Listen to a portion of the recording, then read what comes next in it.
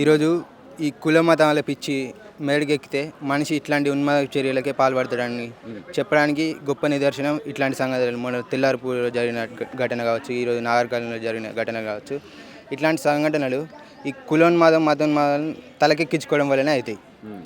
ఇంకో విషయం ఏంటంటే, ఇట్లాంటి చర్యలు చూస్తున్నట్లయితే మాకు మాతృదేశం అయితే ఉందా లేదా అనే ఒక ఆలోచన కూడా వస్తుంది. ఇది మా మాతృదేశంలోనే ఇట్లాంటి చర్యలకు పాల్పడితే ఒక కులం పేరుతో ఒక మతం పేరుతో ఈ డిస్క్రిమినేషన్కి పాల్పడి మా ప్రాణాలు తీస్తే ఇది మా మాతృదేశమేనా అని మేము ప్రశ్నిస్తా ఉన్నాం. బ్రిటిష్ వాళ్ళు పరిపాలించినప్పుడు వాళ్ళు చర్యలు తీస్తే వాళ్ళని నిలగొట్టుకున్నాం. కానీ ఈ దేశ బిడ్డల మీద, ఈ దేశ మూలవాసుల మీదనే ఇట్లాంటి చర్యలు చేపడితే మేము ఎవరికి చెప్పుకోవాలి, ఏం చెప్పుకోవాలి? ఇట్లా మాకు ఈ మా బాబాసాహెబ్ అంబేద్కర్ గారు కల్పించిన రాజ్యాంగం ఏదైతే ఉందో, ఈ రాజ్యాంగం కూడా ఈ అగ్రవర్ణాల చేతుల్లోనే ఉన్నది అని మేము భావిస్తున్నాం. ముఖ్యంగా నిన్న ఘటన చూసుకుంటే అక్కడ ఉన్నటువంటి రెడ్డిలు కొంతమంది చేసిరు అని చెప్తా ఉన్నారు. ముఖ్యంగా ఆయన కాంగ్రెస్ పార్టీకి సంబంధించినటువంటి వ్యక్తి, సర్పంచ్ అని చెప్తా ఉన్నారు. మరి న్యాయం జరుగుతుంది అనుకుంటున్నారా? ముఖ్యమంత్రి రేవంత్ రెడ్డి మరి అదే ప్రాంతానికి సంబంధించిన ఆయన ఏమైనా చొరవ తీసుకొని న్యాయం చేసేటట్టు కనిపిస్తుందా మీకు? ఇన్ని రోజుల నుంచి చూస్తూ ఉన్నారు ఆ ఇష్యూని, దాదాపు ఒక 3-4 రోజుల నుంచి గట్టిగా నడుస్తూ ఉన్నది. ఏమనిపిస్తుంది? నిజంగానే ముఖ్యమంత్రి రేవంత్ రెడ్డి దాని మీద సమీక్ష జరిపి ఏమన్నా వాళ్ళకి శిక్ష పడేటట్టుగా కనిపిస్తూ ఉన్నదా మీకు? అయితే ఆడ కేంద్రంలో చూసుకున్నట్లయితే రాహుల్ గాంధీ ఏమో మా కాన్స్టిట్యూషన్ అని పట్టుకొని కాన్స్టిట్యూషన్ చూపించి పార్లమెంట్లో ప్రశ్నిస్తాడు. ఇక్కడ చూస్తేనేమో ఈ రేవంత్ రెడ్డి పరిపాలించిన ఈయన అధికారంలో ఇట్లాంటి చర్యలకు పాల్పడుతుంటే మరి న్యాయం అయితే జరగదు. కానీ ఈ ఫస్ట్ ఈ ప్రజా సమస్యలను ప్రజల్లోకి తీసుకుపోవడానికే మాకు ఇంత సమయం పట్టింది. మా వర్గం నుంచి వచ్చిన లీడర్లు వాళ్ళను తీసుకొచ్చి బహిరంగంగా ఒక సమ్మె ఇట్లాంటివి చేస్తేనే మీడియా ముందుకు వచ్చింది. అంటే ప్రజా సమస్య ప్రజల ముందుకు వచ్చింది. మరి కప్పిపూడ్చడానికి ప్రయత్నం చేస్తూ ఉన్నారు. ఈ మీడియా కానీ ఈ ఇట్లాంటి సోషల్ మీడియా మాధ్యమాలలో ప్రచురించబడ్డ వ్యవస్థ కూడా అగ్రవర్ణాల చేతుల్లో పెట్టుకుంటా ఉన్నారు. ఈరోజు చూసుకున్నట్లయితే పెద్ద పెద్ద న్యూస్ ఛానళ్ళు, ఈ TV9 ఇవన్నీ కూడా వాళ్ళ చేతుల్లో ఉండి ఇట్లాంటి కప్పిపూడ్చడానికి ప్రయత్నం చేస్తూ ఉన్నారు. మరి చుండూరు ఇట్లాంటి మారణ హోమాలు ఎన్నో జరిగినాయి, ఈడ కూడా ఇట్నే అవుతుంది. కానీ మేము విద్యార్థులుగా, బహుజన స్టూడెంట్స్గా, అలాగే ఒక సామాజిక స్పృహ కలిగిన ఒక బాధ్యుడిగా మేము ఇట్లాంటి చర్యలను తీవ్రంగా ఖండిస్తూ ఉన్నాం. ఒకవేళ ఈ న్యాయం కనుక జరగలేదనుకో పూర్తి స్థాయిలో మేము రోడ్ల మీదకి వస్తాం. శాంతి భద్రతలకు కూడా భంగం కలిగించేటటువంటి ప్రయత్నం చేస్తూ ఉన్నాం. రేవంత్ రెడ్డిని హెచ్చరిస్తూ ఉన్నాం. ఈ సంఘటనని ముమ్మాటికి కులోన్మాదంతో మతోన్మాదంతో చూస్తామన్నా. ఎందుకంటే ఈ సమస్య నాగర్ కర్నూలులో జరిగింది.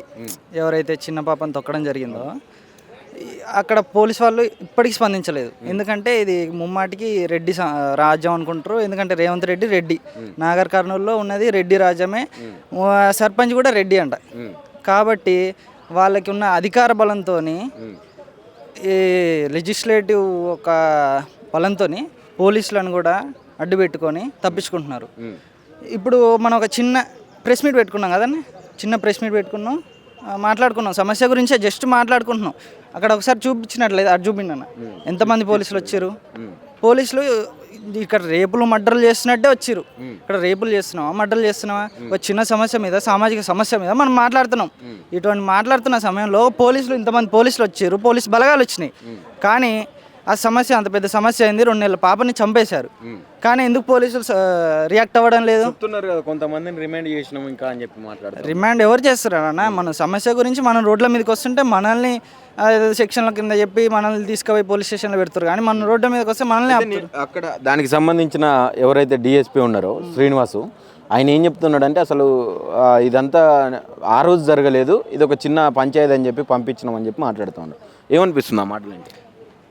అక్కడ సంఘటన జరిగినప్పుడు ఉన్నది మన వాళ్ళు ఉంటారు, ఎవరైతే బాధితులు ఉన్నారో బాధితులు చెప్పిన ప్రకారం మనం తీసుకోవాలి.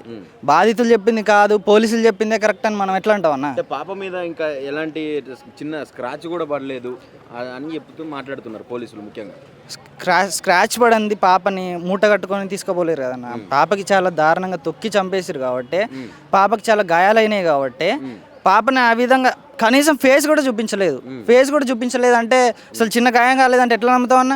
ఒక పాపకి చిన్న గాయం కాంది ఒక బస్తా సంచిలో కట్టుకొని ఎందుకు తీసుకెళ్తారు? మనకి రాజ్యాంగం ప్రకారం article 14 all are equal before the law మనకి రాజ్యాంగం కల్పించింది, అందరూ సమానమే అని కల్పించింది, అదొక హక్కు. ఇంకోటి ఆర్టికల్ 17 ప్రకారం untouchability of prohibited of untouchability. మనం ఏదైతే అంటరాంతనం ఉందో అంటరాంతనాన్ని నిర్మూలించింది. ఈ 2 హక్కుల్ని పెట్టుకొని మనం మన మతాన్ని కూడా మత స్వేచ్ఛ హక్కు కూడా ఉంది. సో ఆ రోజు గుడికి వెళ్ళడం జరిగింది.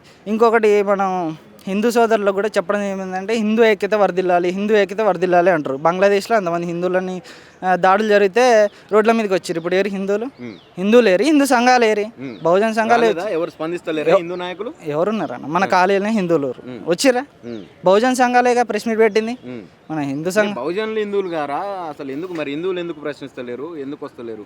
హిందువులు ప్రశ్నిస్తే అదొక రాజకీయం. హిందూ మతాన్ని వాడుకునేది కేవలం రాజకీయంగానే వాడుకుంటారు.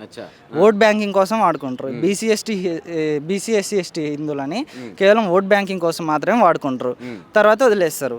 అప్పుడు మాత్రమే హిందువులం జై కొట్టాలి పలానా పార్టీకి ఓటేయాలంటారు. కానీ ఇలాంటి సమస్యలు వచ్చినప్పుడు హిందువులు వచ్చి మా హిందువులకు ఇట్లా అయిందని చెప్తారా? అది బంగ్లాదేశ్ అంటే పక్క దేశం కాబట్టి అందరూ రియాక్ట్ అవుతున్నారు. ఇప్పుడు ఎందుకు కావట్లేదు? ఎండ్ ఆఫ్ ది డే ఏం చెప్పాలనుకున్నావు, ఏం డిమాండ్ చేస్తున్నావు ఈ విషయంలో డిమాండ్ చేసేది ఏంటంటే పాపకి న్యాయం జరగాలి, వాళ్ళ ఫ్యామిలీకి న్యాయం జరగాలి, ఎవరైతే చాకలి కులస్తులు ఉన్నారో. ఇంకోటి విన్నది ఏంటంటే ఆమె ఇంటర్ క్యాస్ట్ మ్యారేజ్ జరిగింది, దాన్ని కూడా కొంచెం ఎఫెక్ట్ అయిందని అనుకుంటున్నాం. So end of the day వాళ్ళకి న్యాయం జరగాలి. న్యాయం జరిగేంత వరకు కూడా మేము పోరాడతాం, అవసరమైతే రోడ్లు కూడా ఎక్కుతామని చెప్తున్నాను. Okay, thank you.